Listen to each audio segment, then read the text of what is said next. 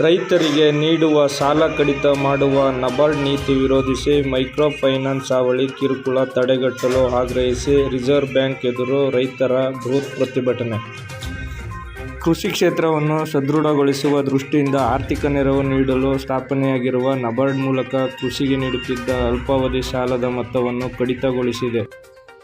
ಜೊತೆಗೆ ಕೇಂದ್ರ ಸರ್ಕಾರ ಕಳೆದ 3 ವರ್ಷದಿಂದಲೂ ಪ್ರತಿ ವರ್ಷ ಕೃಷಿ ಕ್ಷೇತ್ರಕ್ಕೆ ನೀಡುವ ಸಾಲದ ಮೊತ್ತವನ್ನು ಕಡಿಮೆ ಮಾಡುತ್ತಲೇ ಬರುತ್ತಿದೆ.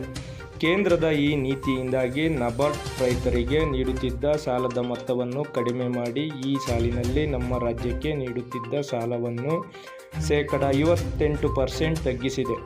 ಈ ಮೂಲಕ ಕೇಂದ್ರ ಸರ್ಕಾರ ಇಡೀ ಕೃಷಿ ವ್ಯವಸ್ಥೆಯನ್ನೇ ನಾಶ ಮಾಡಿ ಕೃಷಿ ಕ್ಷೇತ್ರವನ್ನು ಸಂಪೂರ್ಣ ಕಾರ್ಪೊರೇಟ್ ಕಂಪನಿಗಳ ವಶಕ್ಕೆ ವಹಿಸಲು ಹುನ್ನಾರ ನಡೆಸುತ್ತಿದೆ ಎಂದು ಕರ್ನಾಟಕ ರಾಜ್ಯ ರೈತ ಸಂಘ ಇಂದು ಬೆಂಗಳೂರು ಫ್ರೀಡಂ ಪಾರ್ಕಿನಲ್ಲಿ ಪ್ರತಿಭಟಿಸಿದರು.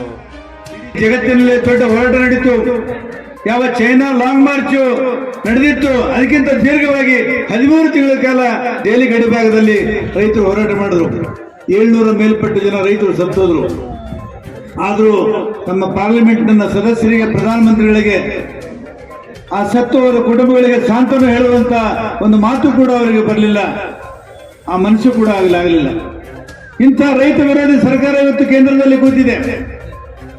ನಾವು ಬಡವರಿಗೆ ನ್ಯಾಯ ಸಿಗಬೇಕು, ರೈತರಿಗೆ ನ್ಯಾಯ ಸಿಗಬೇಕು, ಕೂಲಿಕಾರರಿಗೆ ನ್ಯಾಯ ಸಿಗಬೇಕು, ದೇಶದಲ್ಲಿ ಸಮಾನತೆ ಬರಬೇಕು ಅನ್ನುವಂಥ ಉದ್ದೇಶ ಮಹಾತ್ಮ ಗಾಂಧೀಜಿಯವರು ಕಂಡಿದ್ರು, ಬಾಬಾ ಸಾಹೇಬ್ ಅಂಬೇಡ್ಕರ್ ಕಂಡಿದ್ರು.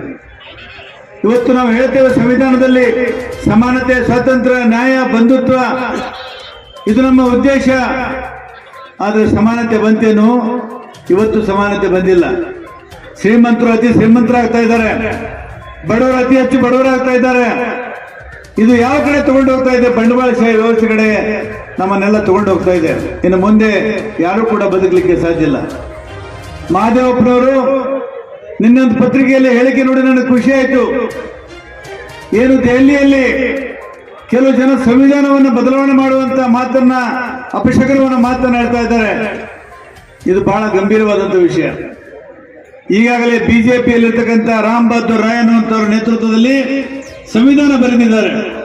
ಅದು ಮನುವಾದಿ ಸಂವಿಧಾನ. ಮೊನ್ನೆ 26ನೇ ಜನವರಿ ದಿವಸ ಪತ್ರಿಕೆಯಲ್ಲಿ ಬಂತು. ಸುಮಾರು 501 ಜನ ಧಾರ್ಮಿಕ ಮುಖಂಡರು ಸೇರಿ ಸನಾತನದ ಆಧಾರದ ಮೇಲೆ ಸಂವಿಧಾನ ಇರಬೇಕು ಅನ್ನುವಂಥ ಒಂದು ಸಂವಿಧಾನವನ್ನು ಕೂಡ ರಚನೆ ಮಾಡಿದ್ದಾರೆ. ಸಂವಿಧಾನ ಇಲ್ಲ ಅಂದ್ರೆ ನಮಗೆ ಬದುಕಿಲ್ಲ, ಸಂವಿಧಾನ ಇಲ್ಲ ಅಂದ್ರೆ ನಮಗೆ ಸ್ವಾತಂತ್ರ್ಯ ಇಲ್ಲ, ಸಂವಿಧಾನ ಇಲ್ಲಾಂದ್ರೆ ಹೋರಾಟ ಮಾಡುವಂತ ಅವಕಾಶ ಇಲ್ಲ, ಸಂವಿಧಾನ ಇಲ್ಲದಿದ್ರೆ ನಮಗೆ ಅನ್ನನೂ ಕೂಡ ಸಿಗಲ್ಲ ಅಂತ ಒಂದು ಸಂವಿಧಾನವನ್ನು ಬದಲಾವಣೆ ಮಾಡೋಕ್ಕೂ ಕೂಡ ಈ ದೇಶದಲ್ಲಿ ಹೊರಟಿದ್ದಾರೆ ಬಂಧುಗಳೇ. ಅದಕ್ಕಾಗಿ ಇದು ಹೋರಾಟ ಬರೀ ರೈತರಿಗೆ ಸೀಮಿತವಾದದ್ದಲ್ಲ. ಮಾನ್ಯ ಮಾದೇವಪ್ಪನವರು ತಿಳ್ಕೋಬೇಕು, ಇದು ಇಡೀ ಕರ್ನಾಟಕದ ರೈತರ ಸಮಸ್ಯೆ, ಇಡೀ ದೇಶದ ರೈತರ ಸಮಸ್ಯೆ. ಇವತ್ತು ರೈತರಿಗೆ ನೀವು ಸಾಲ ಕೊಟ್ಟಿದ್ದಾರೆ. ನಾನು ಬಡಗಲ್ಪುರ ನಾಗೇಂದ್ರ ಅವರನ್ನು ಕೇಳಿದೆ, ಇಡೀ DCC ಬ್ಯಾಂಕ್ಗಳಿಂದ ಸಾಲ ಕೊಟ್ಟದ್ದು, ರಾಷ್ಟ್ರೀಕೃತ ಬ್ಯಾಂಕ್ಗಳಿಂದ ಸಾಲ ಕೊಟ್ಟದ್ದು, ಒಟ್ಟು ನಮ್ಮ ರೈತರ ಕುಟುಂಬಗಳು 79 ಲಕ್ಷ ಕುಟುಂಬಗಳಿದ್ದಾವೆ. 79 ಲಕ್ಷ ಕುಟುಂಬಗಳಿದ್ದಾವೆ. ಅದರಲ್ಲಿ ಪ್ರತಿ ಕುಟುಂಬದಲ್ಲಿ 5 ಜನ ಸದಸ್ಯರಿದ್ದಾರೆ. ಒಟ್ಟು 4 ಕೋಟಿ ಜನರಿಗೆ ಮಾತ್ರ ಸಾಲ ಸಿಕ್ಕಿದೆ. ಇವತ್ತು ಏನು ಕರ್ನಾಟಕದಲ್ಲಿ 12 ಕೋಟಿ ಜನಸಂಖ್ಯೆ ಇದೆ, ಶೇಕಡ ಅರ್ಧದಷ್ಟು ರೈತರು ನಮ್ಮ ಕರ್ನಾಟಕದಲ್ಲಿದ್ದಾರೆ. ಅದರಲ್ಲಿ ಸಿಕ್ಕುದು ಬರೀ 4 ಕೋಟಿ ರೈತರಿಗೆ ಮಾತ್ರ ಸಾಲ. ಅದರಲ್ಲಿ ಅನೇಕರಿಗೆ ಸಾಲ ಸಿಕ್ಕಿಲ್ಲ. ಸಾಲ ಪಡೆದೇ ಇರತಕ್ಕಂಥ ರೈತರು ಇನ್ನೂ ಅನೇಕ ಜನ ಇದ್ದಾರೆ. ಅವರು ಕ್ರೆಡಿಟ್ ಪಾಲಿಸಿ ಒಳಗೆ ಬಂದಿಲ್ಲ. ಇವತ್ತು ನಮ್ಮ ಬೇಡಿಕೆ ಇರಬೇಕಾಗದ್ದು ಪ್ರತಿಯೊಬ್ಬ ರೈತರಿಗೂ ಕೂಡ ಸಾಲ ಸಿಗಬೇಕು. ಸಾಲದ ಒಂದು ನೀತಿ ಇಲ್ಲ, ಸಾಲದ ಒಂದು ರೂಪ ಇಲ್ಲ. ಹಾಗಾಗಿ ಬಂಧುಗಳು, ಇವತ್ತು ಈ ಸಾಲ ಮೈಕ್ರೋ ಫೈನಾನ್ಸ್ ಬಗ್ಗೆ ಚರ್ಚೆ ನಡೀತಾ ಇದೆ. ಮೈಕ್ರೋ ಫೈನಾನ್ಸ್ ಹಾವಳಿ ಎಲ್ಲ ಕಡೆ ಜಾಸ್ತಿ ಆಗಿದೆ ಅಂತ ಹೇಳಿ ನಮ್ಮ ಸರ್ಕಾರ ಕೂಡ ಕಟ್ಟುನಿಟ್ಟಾದ ಕ್ರಮವನ್ನು ಕೈಗೊಂಡು ಅವ್ರ ಮೇಲೆ ಕ್ರಮ ಕೈಗೊಳ್ತಾ ಇದೆ. ಇವತ್ತು ಮೈಕ್ರೋ ಸಾಲ ಕಡೆ ಯಾಕೆ ಹೋಗ್ತಾರೆ ಜನ? ರಾಷ್ಟ್ರೀಕೃತ ಬ್ಯಾಂಕ್ಗಳಿಗೆ ಹೋದ್ರೆ 108 ಕಾಗದ ಪತ್ರ ಕೇಳ್ತಾರೆ, ದಾಖಲೆಗಳೇ ಕೇಳ್ತಾರೆ. ಪಾಪ ನಮ್ಮ ರೈತರ ಹತ್ರ ದುಡ್ಡು ಇರೋದಿಲ್ಲ.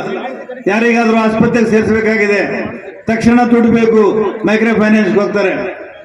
ಯಾರಿಗಾದ್ರೂ ಫೀಸ್ ಕಟ್ಟಬೇಕು, ಯಾರಿಗಾದ್ರೂ ಆರೋಗ್ಯ ಹಾಳಾದಾಗ ಆಸ್ಪತ್ರೆಗೆ ಹೋಗಬೇಕು.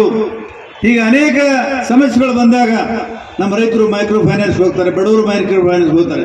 ಅಲ್ಲಿ ಯಾವುದು ಕಾನೂನು ಇಲ್ಲ, ಕಟ್ಟಳೆ ಇಲ್ಲ, ನೀತಿ ಇಲ್ಲ, ನಿಯಮ ಇಲ್ಲ, ನಿಮಗೆ ಎತ್ತಿ ಕೊಡ್ತಾರೆ. ಸಾಲ ವಸೂಲಿ ಮಾಡುವಾಗ ಬಲಾತ್ಕಾರವಾಗಿ ವಸೂಲು ಮಾಡ್ತಾರೆ.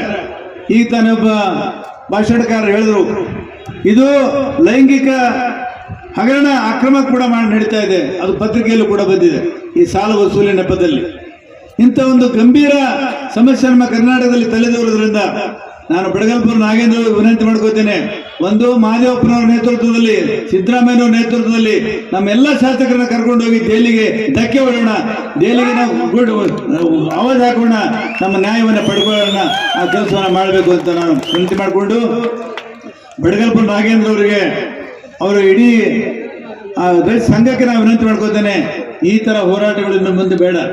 ನಡೀಲಿ, ಎಲ್ಲ ಹೋಗಿ ರೈಲ್ವೆಗೆ ಮುತ್ತಿಗೆ ಹಾಕೋಣ, ರೈಲ್ವೆನ ರೋಕ್ ಮಾಡೋಣ. ಯಾಕಂದ್ರೆ ಕೇಂದ್ರ ಸರ್ಕಾರಕ್ಕೆ ಅರಿವು ಮೂಡಿಸಬೇಕಾದ್ರೆ ಕೇಂದ್ರ ಸರ್ಕಾರಕ್ಕೆ ಎಚ್ಚರಿಕೊಂಡೋಗ್ರೆ ರೈಲ್ ರೋಕ್ ಮಾಡೋಣ, ಜೈಲಿಗೆ ಹೋಗೋಣ, ಹೋರಾಟ ಮಾಡೋಣ, ನಾವೆಲ್ಲರೂ ಹೋರಾಟ ಮಾಡಿ ಬದುಕೋಣ. ಹಾಗಾಗಿ ಬಂಧುಗಳೇ, ಇವತ್ತು ಮಾನ್ಯ ಮಂತ್ರಿಗಳು ಮಾತನಾಡೋರಿದ್ದಾರೆ. ನೂರು ಶ್ರೀಧರ್ ಅವರು ಮಾತಾಡಬೇಕು, ಆಮೇಲೆ ದರ್ಶನ್ ಪುಟ್ಟಣ್ಣವರು ಮಾತಾಡಬೇಕು. ನಾನು ಹೆಚ್ಚಿಗೆ ಮಾತಾಡ್ದೇನೆ. ತಾವೇನು ಹೋರಾಟ ಮಾಡ್ತಾ ಇದ್ದೀರಿ, ಈ ಹೋರಾಟದಲ್ಲಿ ನನ್ನ ಕೊನೆ ಉಸಿರು ಇರುವವರೆಗೆ ನಿಮ್ಮ ಜೊತೆಗೆ ನಾನು ಹೋರಾಟದಲ್ಲಿ ಭಾಗಿಯಾಗಿರ್ತೇನೆ. ಇದು ನನ್ನ ಮಾತು ಕೊಟ್ಟು ನನ್ನ ಮಾತನ್ನು ಮುಗಿಸ್ತೇನೆ. ಒಂದೆರಡು ಘೋಷಣೆಗಳನ್ನು ಕೂಡ ಹೇಳ್ಬೇಕಾದ್ರೆ, ಬಿಸಿ ಮುಟ್ಟಬೇಕಾದ್ರೆ ಹಿಂದಿಯಲ್ಲಿ ಬರ್ತದೆ ನಿಮ್ಗೆ ಹೇಳಕ. ಜೈ ಜವಾನ್ ಜೈ ಕಿಸಾನ್ ಅಂತ ಹೇಳ್ತೀರಿ. ಜೈ ಜವಾನ್ ಜೈ ಜವಾನ್. ಕೋನ್ ಬನಾಯ ಹಿಂದೂಸ್ತಾನ್ ಅಂತ ನಾ ಹೇಳ್ತೀನಿ. ಭಾರತಕ್ಕೆ ಮಜ್ದೂರ್ ಕಿಸಾನ್. ದೇಶ ಯಾರು ಕಟ್ಟಿದ್ರು ಅಂದ್ರೆ ಈ ದೇಶದ ಕೂಲಿಕಾರ ಮತ್ತು ರೈತ. ಭಾರತಕ್ಕೆ ಮಜ್ದೂರ್ ಕಿಸಾನ್. ಕೋನ್ ಬನಾಯ ಹಿಂದೂಸ್ತಾನ್, ಕೋನ್ ಬನಾಯ ಹಿಂದೂಸ್ತಾನ್, ಭಾರತ್ के मजदूर किसान. जय हिंद, जय जवान.